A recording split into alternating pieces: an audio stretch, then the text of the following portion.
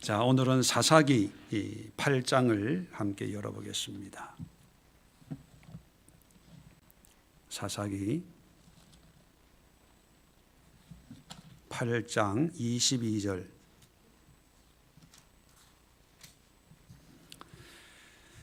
제가 가지고 있는 성경은 375면에 있습니다. 375면, 사사기 8장 22절부터 28절까지 우리 한 절씩 저와 여러분들 함께 교독하도록 하겠습니다.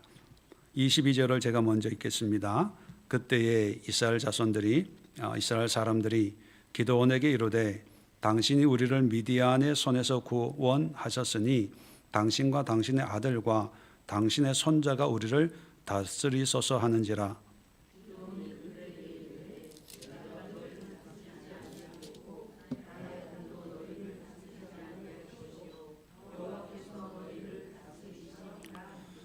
기드온이 또 그들에게 이르되 내가 너희에게 요청할 일이 있으니 너희는 각기 탈취한 귀고리를 내게 줄지니라 하였으니 이는 그들이 이스마엘 사람이므로 금 귀고리가 있었음이라.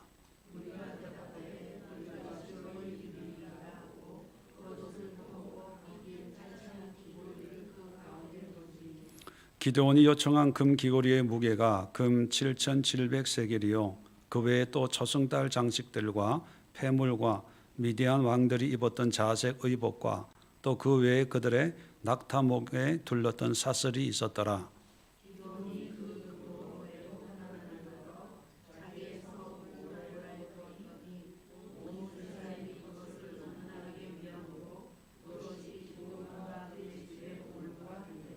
같이 읽습니다. 미디안이 이스라엘 자손 앞에 복종하여 다시는 그 머리를 들지 못하였으므로 기드온이 사는 40년 동안 그 땅이 평온하였더라. 아멘. 자, 오늘은 목회자와 지도자를 위해 기도하는 시간을 가지려고 합니다. 얼마 전에 이제 국회의원 선거가 마쳤지요. 여러분들이 지지했던 후보가 당선이 됐는지 또 그렇지 못한지는 모르겠지만 중요한 것은 이제 나라의 지도자들이 이제 세워져서 그들에 의해서 많은 것이 이제 계획이 되고 또 추진이 될 텐데 이런 지도자들을 위해서 우리가 기도해야 되겠고 또 세상 나라의 지도자들만 있는 것이 아니라 하나님 나라의 지도자들이 있습니다.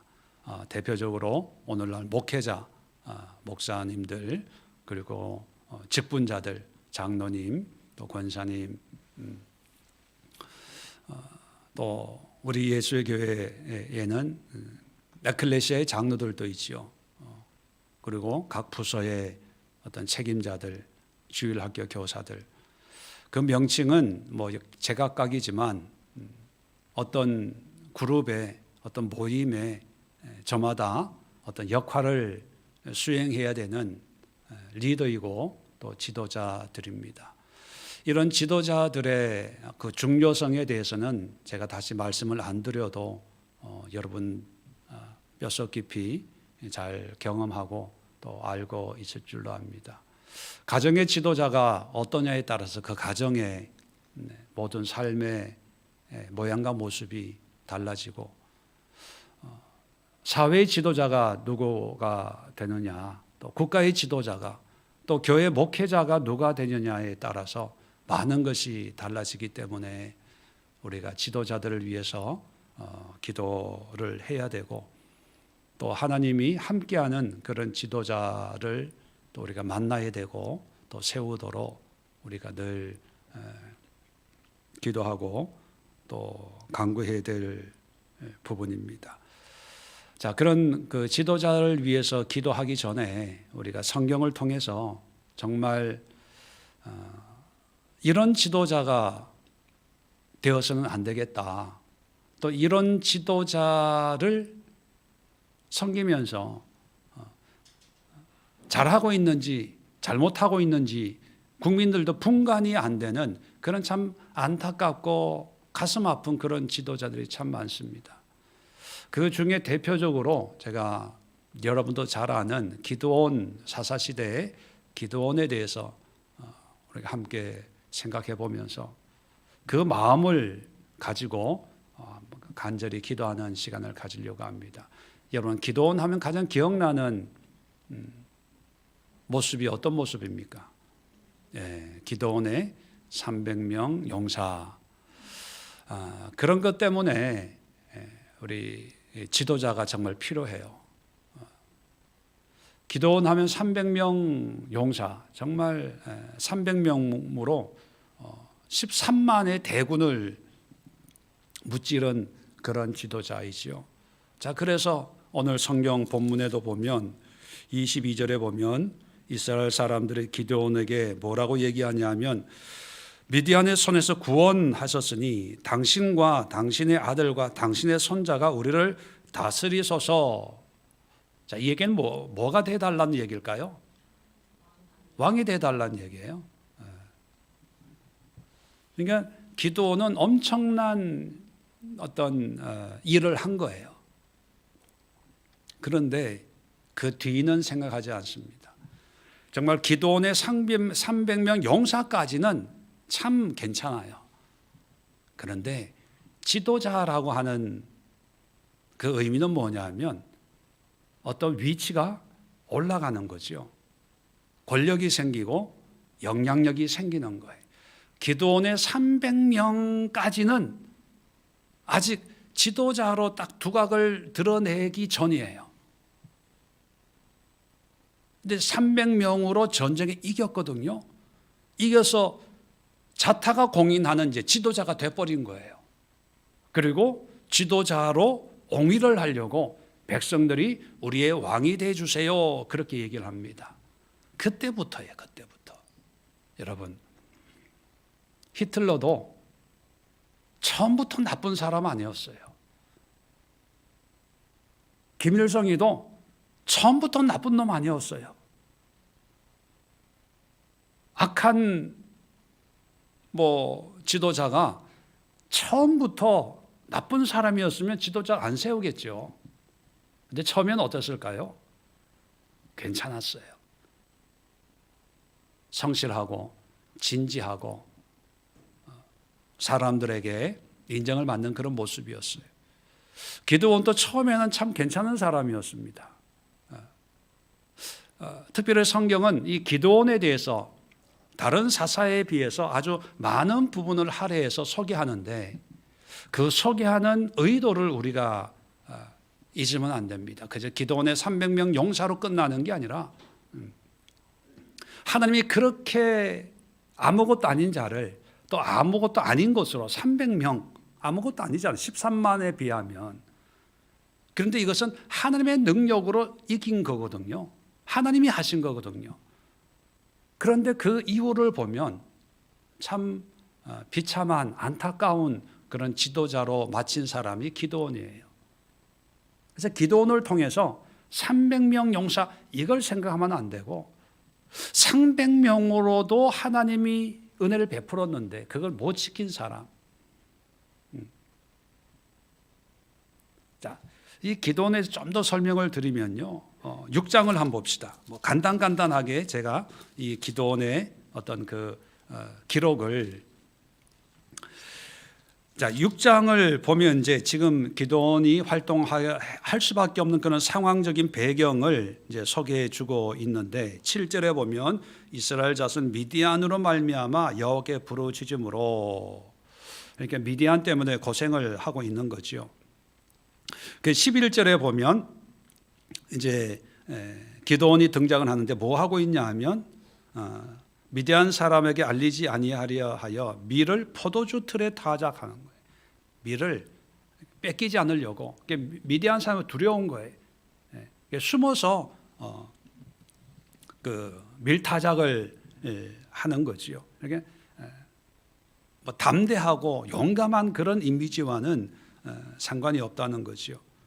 자, 그래서 이제 여호와의 사자가 이제 기드온을 이제 스카웃하는 거예요. 한마디로 스카웃할 때 15절 보십시오. 기드온이 그에게 대답하되 오 주여, 내가 무엇으로 이스라엘을 구원하리이까 보소서. 나의 집은 므낫세 중에 극히 약하고 나는 내 아버지 집에서 가장 작은 자입니다. 그렇게 얘기합니다.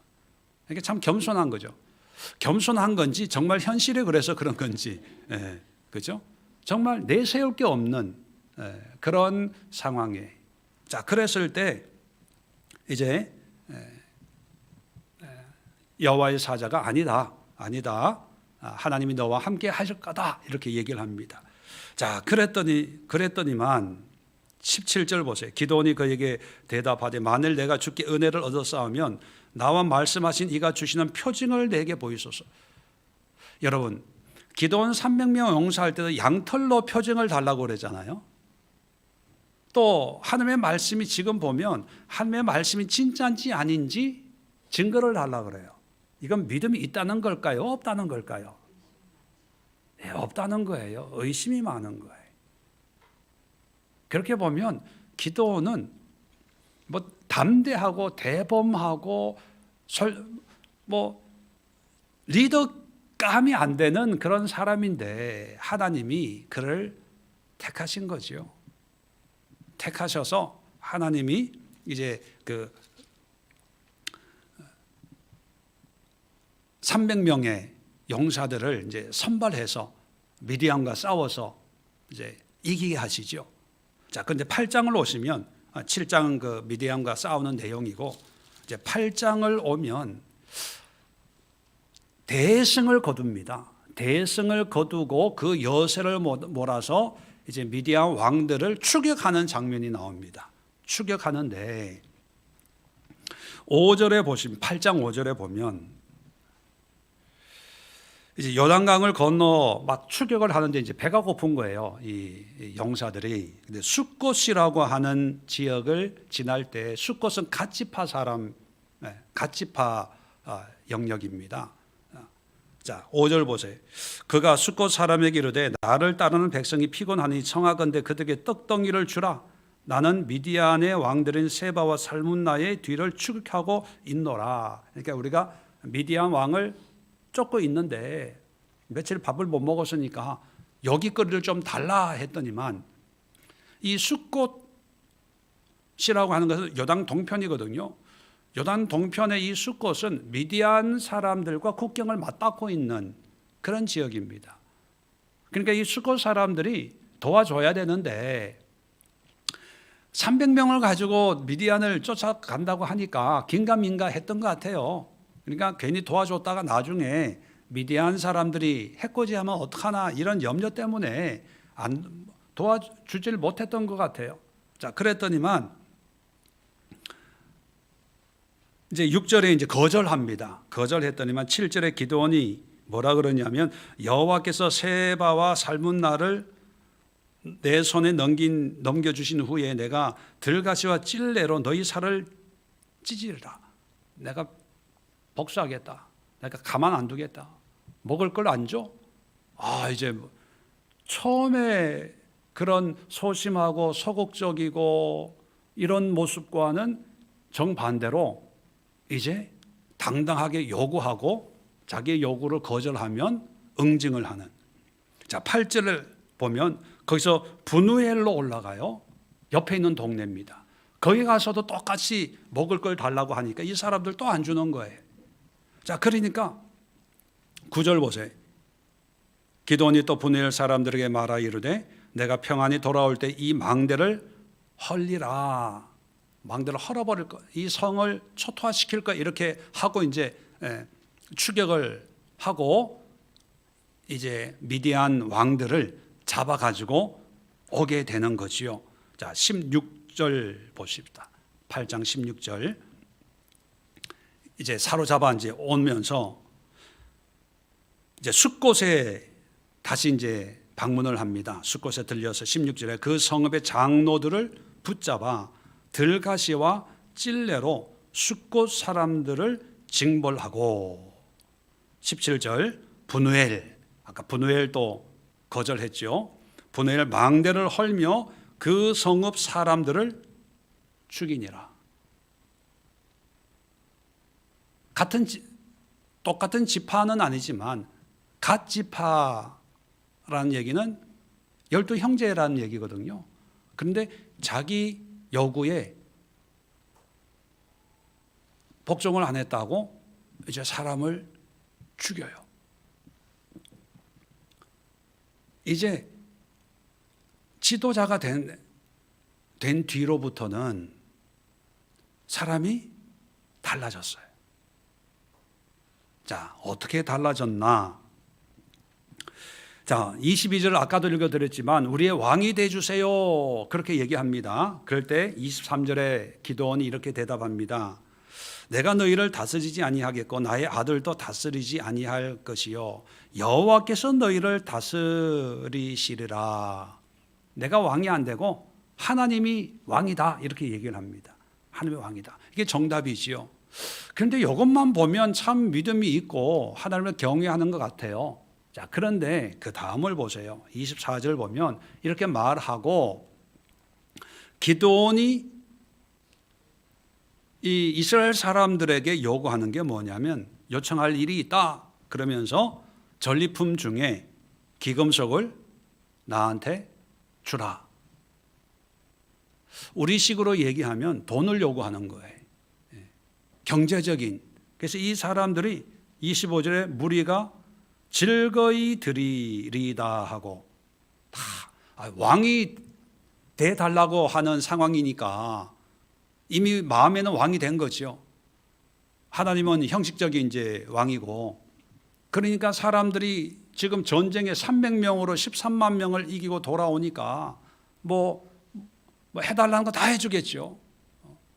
그게 막 엄청난 금은 부하를 이제 가지게 되는 거죠. 참 실리를 챙기는 거죠.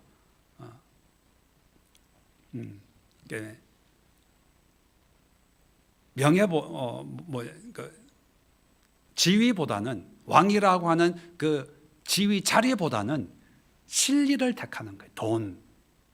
참 얼마나 좋습니까? 돈. 그런데 또 보세요. 27절에 보면 기드온이 그 금으로 에봇 하나를 만들어 자기의 성읍 오브라에 두었더니 자, 그 돈으로 뭘 만들었냐? 에봇. 여러분 에봇이 뭔지 아시죠? 대제사장이 입는 제사 드리는 예복이 에봇이에요. 대제사장만 입어야 되는데 그런데 그것을 기드온이 만들어서 자기 집에. 그러면 기드온은 어느 지파 사람일까요? 아까 읽었죠. 므낫세 중에 가장 작은 자입니다. 그러니까 므낫세 지파예요. 레위 지파가 아니라는 얘기예요. 지금 사사 시대에는 성막이 어디 있었냐면 실로에 있었어요. 실로에 제사장이 있고 제사를 드리고 있는 거지요. 그런데 므낫세 지파인 이 기드온이 자기가 가지고 있는 돈으로 금으로 금 에봇을 만들고 그걸 자기 집에 두었다는 것은 어떤 의미일까요? 실로에 있는 대제사장의 어떤 존재를 부정하는 거죠. 그리고 누가 제사장이다? 내가. 그리고 실로에 있는 성막에서 하나님을 예배하는 게 아니라 어디서 예배해? 우리 집. 뭐가 된 거예요? 이제 하나님의 뜻과 하나님의 말씀을 정면으로 어기고 자기가 하나님이 되는 거예요. 자기가 정한 대로.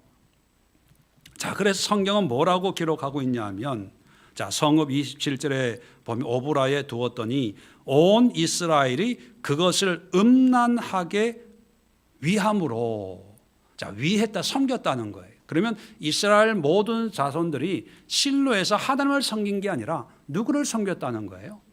기드온을. 성전에 가지 않고 기드온 집에 가는 거예요. 제사장이 예배 드리는 제사 드리는 그 제사를 함께 드리는 게 아니고 금으로 만든 기드온이 만든 에봇을 입고 기드온이 하는 그 예배, 그 제사를 이스라엘 사람들이 드렸다는 거예요. 이것을 음란 이렇게 표현하고 있습니다. 음란하게 위함으로. 음란이라는 건 뭐예요? 하나님을 사랑하고 섬기는 게 아니라 하나님이 아닌 기드온을 섬기는 거예요. 물론 기드온 입에서는 누구를 예배한다고 얘기할까요? 하나님을 예배하는 거야. 하나님을 위해서 하는 거야. 우리를 지켜주시 우리의 왕이신 하나님을 왕이 돼 달라고 해도 아니야, 하나님이 우리의 왕이야 그러잖아요. 입으로는 하나님을 얘기하고 성경을 얘기하고 믿음을 얘기하고 똑같았을 거예요. 그런데 하나님 보시기에는 음란, 나를 버리고 다른 우상을 섬기는 것으로 여기신다는 거예요. 이게 지도자예요. 그런데 사람들은 알아야 몰라요. 모르니까 그렇게 하겠죠.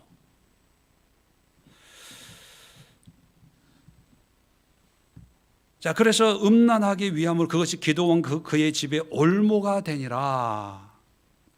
여러분, 기드온과 그의 집, 그의 가문의 올무, 자기는 성공했다고 생각해요. 모든 사람들의 지지를 받는다고 생각해요. 요즘처럼 투표하면 아마 거의 100% 투표율을 달성할 정도가 아닐까. 누가 봐도 성공이야, 유능한 사람이야, 대단한 사람이야, 또 이렇게 집을 성전으로 만들어서 이렇게 온 백성들이 다 순종하고 따르고 인정하고, 이런 성공이 어디 있겠습니까? 이런 부흥이 어디 있겠어요? 그런데 하나님은 그걸 음란이라고 여기시고 올무로 여긴 거. 올무, 함정, 틀이라는 거예요. 새가 이게 틀에 이렇게 사로잡혀서 이제 죽게 되는 그런 참 무서운 말씀이지요. 자, 29절부터 34절까지 보면, 자, 30절 보세요. 기드온이 아내가 많음으로 그의 몸에서 낳은 아들이 70명이었고, 자, 아들만 70명이니까 딸하고 다 포함하면 뭐 이러면라도 제대로 알까, 그 정도입니다. 31절에 세겜에 있는 그의 첩도 아들을 낳았으므로 그의 이름을 아비멜렉이라 하였더라.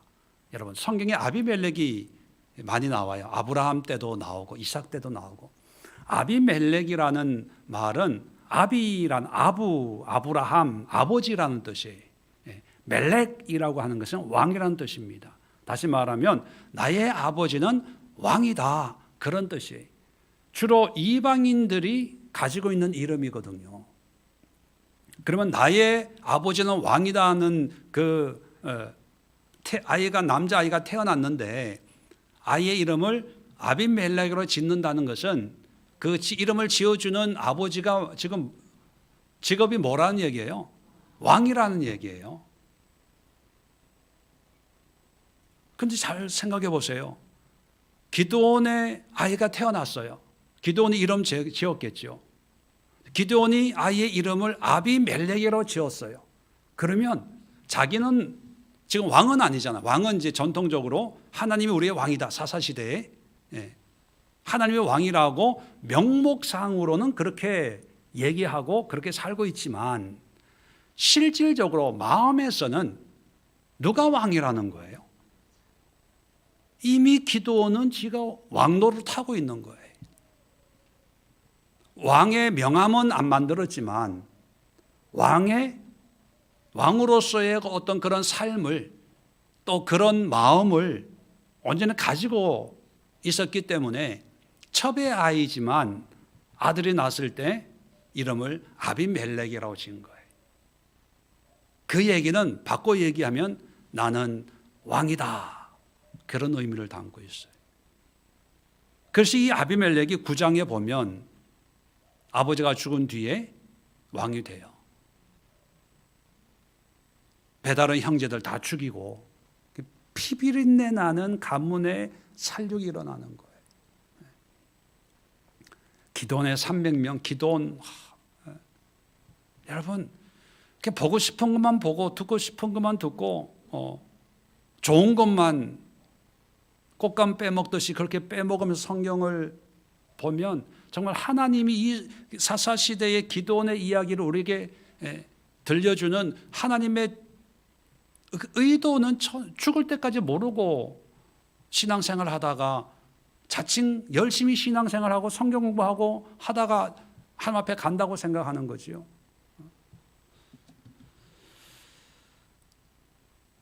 33절 봅시다. 기드온이 이미 죽으며 이스라엘 자손들이 돌아서서 바알들을 따라가 음행하였으며 또 바알 브릿을 자신들의 신으로 삼고 이스라엘 자손이 주위의 모든 원수들의 손에서 자기들을 건져내신 여호와 자기들의 하나님을 기억하지 아니하며 여룹바알이라 하는 기드온이 이스라엘 베푼 모든 은혜를 따라 그 집을 후대하지도 아니하였더라. 그러니까 기드온이 죽으니까 그 기드온을 통해서 어떤 영적인 신앙의 영향력이 전혀 없다는 것을, 오히려 더 변질되고 타락했다는 것을 얘기합니다. 한마디로 얘기하면 처음에는 순수하고 성실하고 좀 소심하고 좀 의심이 좀 많은 것 같지만 그래도 하나님의 부르심에 순종하고 헌신하는 모습이었어요. 어떻게 300명을 가지고 싸울 수 있겠습니까? 좀 기적이거든요. 그래서 결과적으로 엄청난 성공을 거둔 거예요. 그런데 문제는 성공 이후가 문제였다는 거예요. 그 성공을 기점으로 해서 전과 후의 모습이 기드온을 보면 똑같아요? 변질됐어요? 네, 변질됐어요. 그래서 여러분, 우리가 첫 번째 지도자들을 위해서 기도할 때 첫 번째 기도 제목이 뭐가 되어야 되냐면 한결같은 초심을 가지고 한결같은 삶을 사는 지도자들 될 수 있도록. 지도자들이요, 처음 초심만 가지고 있으면 누구든지 성공해요. 윤석열 대통령도 초심을 가지고 있으면 훌륭한 대통령이고, 이재명 씨도 초심을 가지고 있으면 훌륭한 어떤 정치인이 될 수 있고요. 다 초심만. 여러분, 우리도 뭐 첫사랑 이런 표현을 하잖아요. 첫사랑을 잃어버렸다. 그 첫사랑이라는 게 뭐예요? 초심이거든요. 결혼 생활도 초심을, 연애할 때 그 초심을 가지고 산다면 뭐 정말 행복한 삶을 살아요. 신앙생활도 그 첫사랑의 초심을 늘 간직할 수 있다면 누구나 다 은혜 가운데 살아요. 목사들도 초심, 처음 은혜 받고 주여 이 길을 꼭 가야 됩니까? 내가 가야 될 길이 이 목회의 길입니까? 주여 자신 없습니다. 날마다 울고 불고 몸부림치고 도살장에 끌려가는 소처럼, 그러면서도 하나님이 원하신다면 내 삶을 드리겠나이다. 하나님 인도해 주옵소서. 함께해 주옵소서. 설교도 제대로 못해서 막 우황청심만 먹고 설교하고. 여러분, 우리가 볼 때는 경험이 없고 좀 부족하고 하지만 그 마음은 정말로 이게 진짜였거든요. 근데 목회를, 오늘 설교는 저한테 하는 거예요. 목회를 하다 보면 경험이 쌓이고 요령이 쌓이고 하다 보면 그냥 노련미로 넘어가고 그럴 때가 있어요. 그러다 보니까 초심보다는 어떤 경력을 의지할 때가 많고, 또 어떤 지도자들은요, 어떤 목회자들은 어떤 기드온처럼 성공이 가져다 주는 어떤 자만심, 교만함.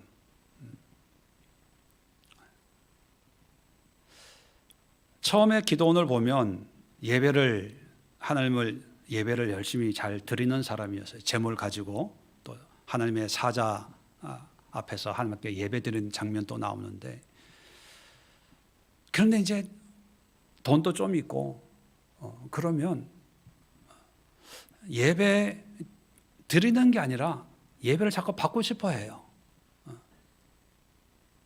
그리고 어느 순간인가는 내가 에봇을 입고 싶어 해요. 왜냐하면 대제사장이 마음에 안 드는 거예요.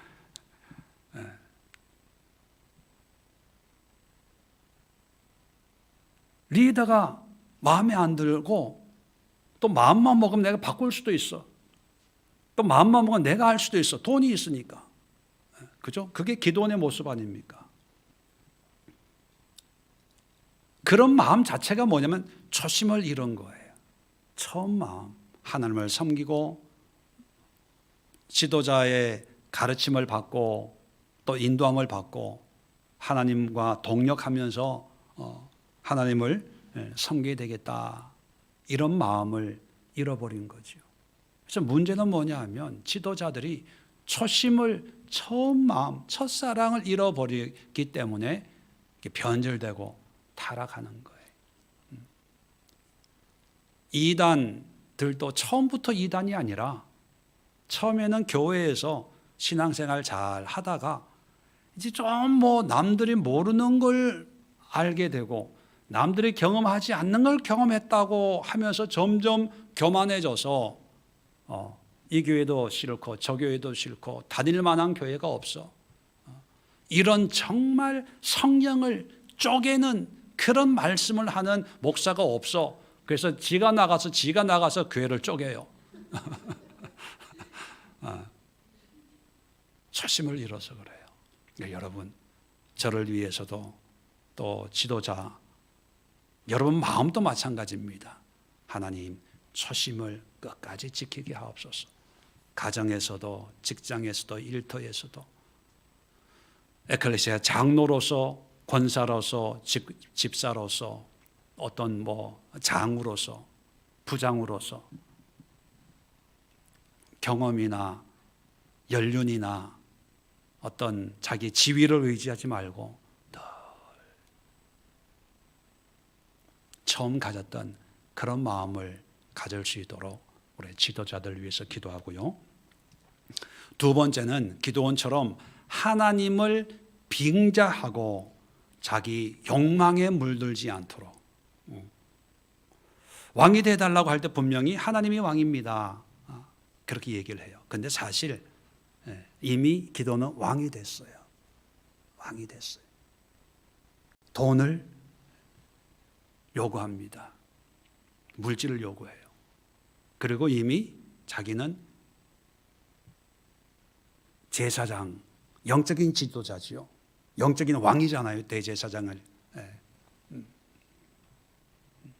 자기 안에 그런 욕망이 있는데 최고 지도자가 되다 보니까 이것을 누가 컨트롤할 수 있는 사람이 없는 거죠. 그러니까 자기가 하고 싶은 대로 자기 속에 있는 그것이 여실히 나오는 거예요. 그래서 기도원의 본 마음은요, 소심하고 착하고 소극적인 이게 아니라 사실은 이 안에 남을 지배하고 빼앗고 가지고 잘되고 성공하고 이름을 드러내고 아들을 70명 낳을 정도니까 첩이 몇 명이 정도 있어야 될까요? 원래 이게 본 마음이었어요. 그 안에 역시. 저도 목회를 하고 있지만 목회자들 중에도 보면 교회가 어렵고 막 개척해가지고 힘들 때는 참 신실하고 성실하고 참 하나님의 일꾼으로 합당한 그런 모습이 였습니다. 근데 어떤 순간부터 그런 게 없고 자기만의 에봇을 만들어요. 목회자에게 에봇은 뭘까요? 어떤 것이 에봇이 될 수 있을까요?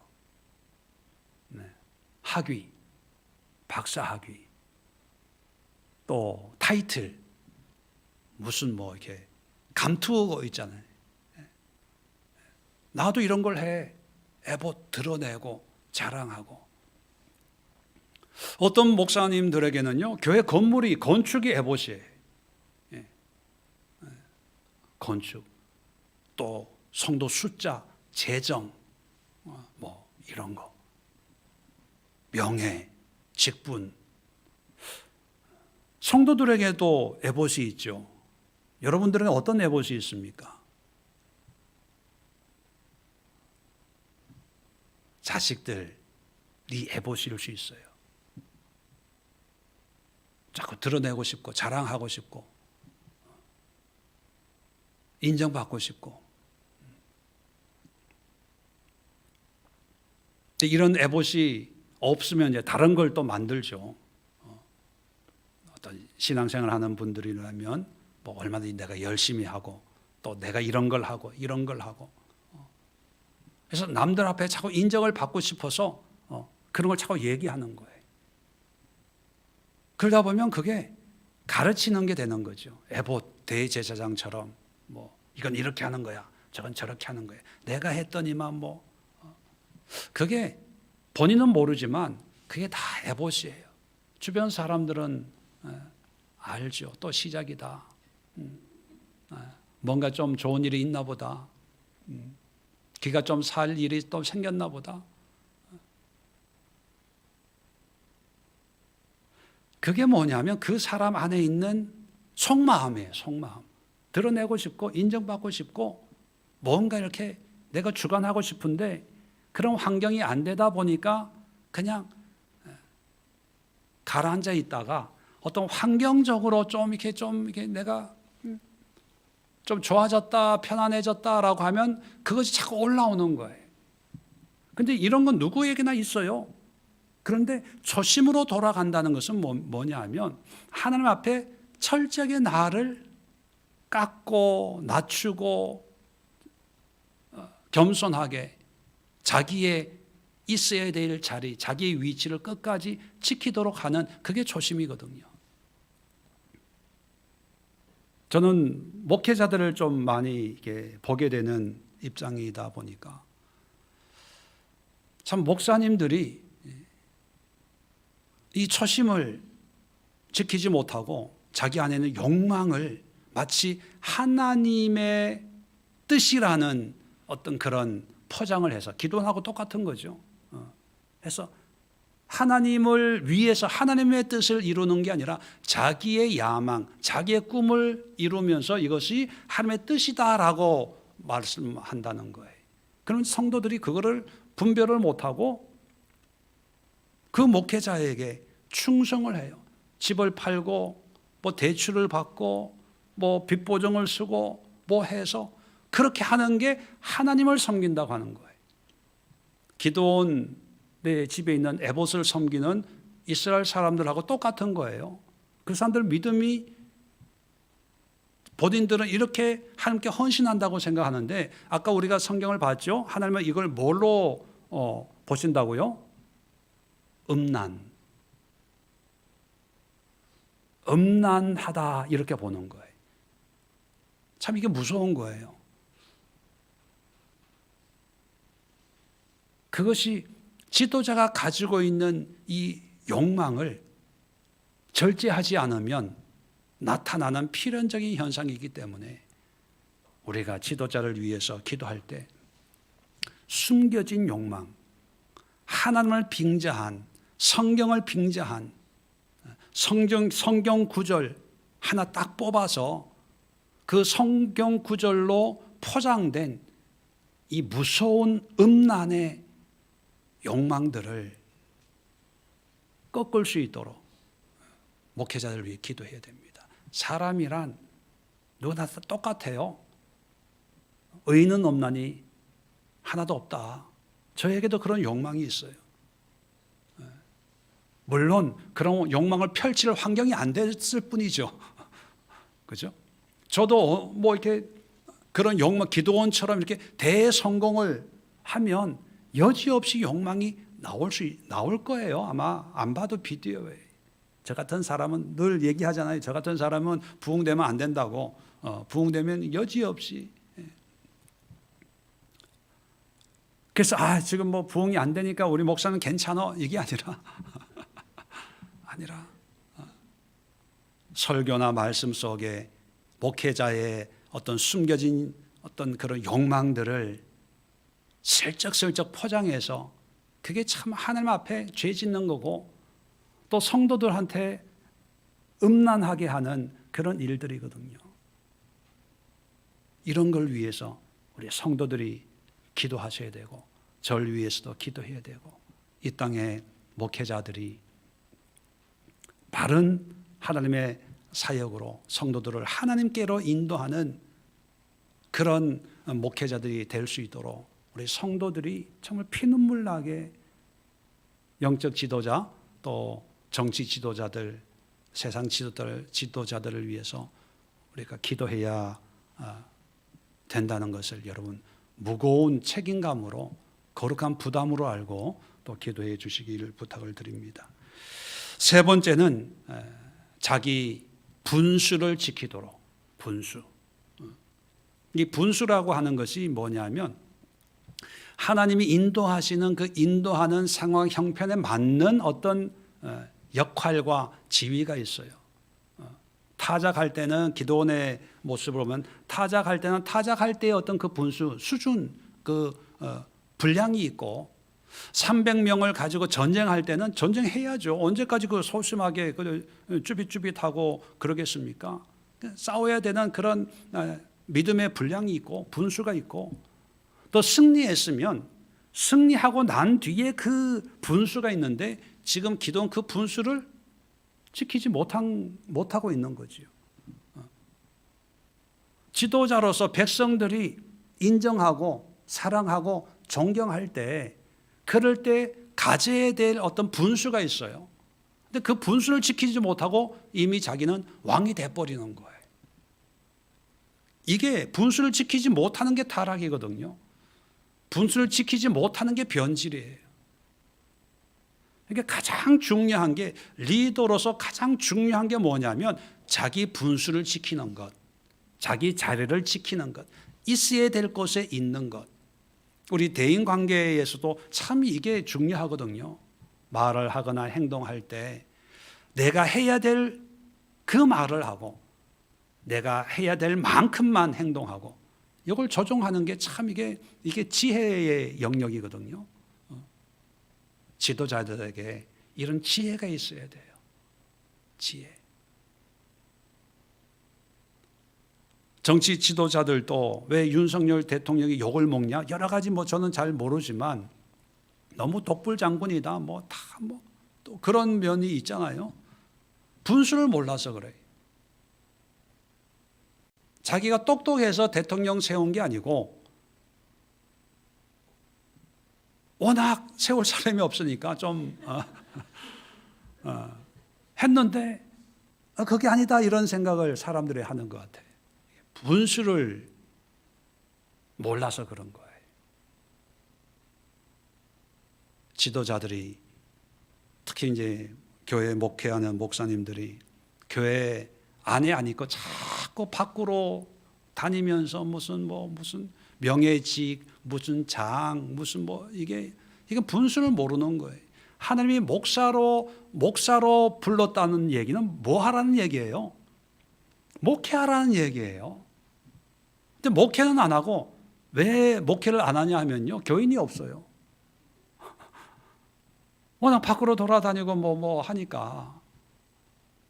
그러니까 교회에 있어봐야 할 일이 없으니까 자꾸 밖으로 가는 거예요. 그러니까 여기도 가고 저기도 가고 요즘 돈 500만 원만 주면 박사학위를 줍니다. 500만 원만 주면.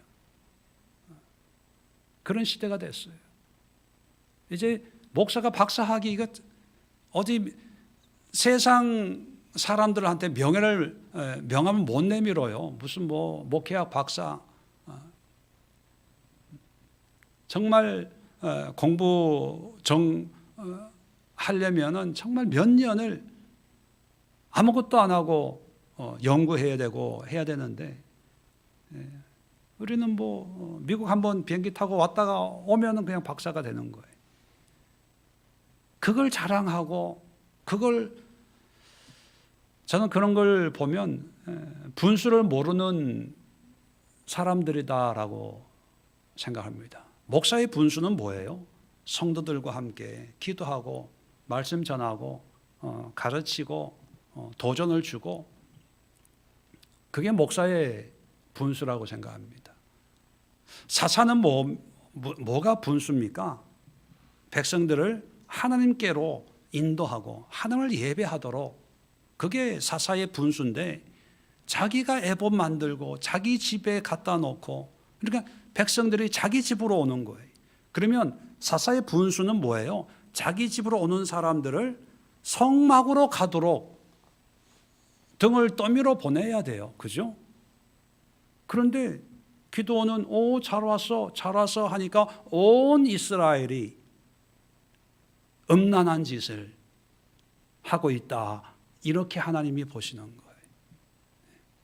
참 분수가 참 중요한데, 근데 분수를 모른다, 이것이 어떤 다른 의미로 이렇게 와전되다 보니까 그렇게 자주 사용하지 않고, 또 사용할 때도 어떤 특정한 어떤 상황에서만 이 분수라는 의미가 전달되다 보니까, 자, 우리가 분수 있게 산다, 이런 표현을 잘 쓰지 않고 또 그런 말을 듣지 않는데, 오늘 기도하시면서요, 정말 하나님, 분수를 아는 목사가 되게 하옵소서. 분수를 아는 성도 되게 하옵소서. 분수를 아는 국회의원들 되게 하옵소서.